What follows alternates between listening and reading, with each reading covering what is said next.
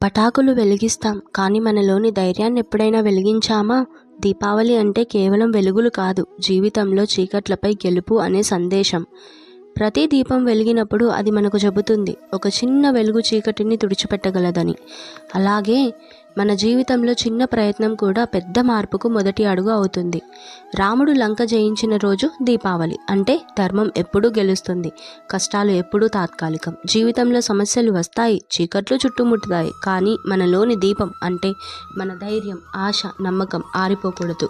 మనకు వెలుగు కావాలంటే మొదట మనం వెలుగవ్వాలి. ఇతరుల కోసం వెలిగే మనసే నిజమైన దీపం. పటాకుల శబ్దం కంటే మన విజయ శబ్దం వినిపించాలి. అలంకారాల కంటే మన ఆత్మవిశ్వాసమే అందంగా ఉండాలి. ఈ దీపావళికి కొత్త బట్టలు కాదు, కొత్త ఆలోచనలు ధరించాలి. మిఠాయిల తీపి కాదు, మన మనసు తీపిగా ఉంచుకోవాలి. పటాకుల వెలుగు కాదు, మనలోని వెలుగు పెంచుకోవాలి. ఎదురు చూసే జీవితం కాదు, ఎదుర్కొనే జీవితం జీవించు. దీపావళి అంటే వెలుగు, ఆ వెలుగు నీవే అవ్వాలి. ఈసారి పండగ నీలో మొదలుపెట్టు. హ్యాపీ దీపావళి.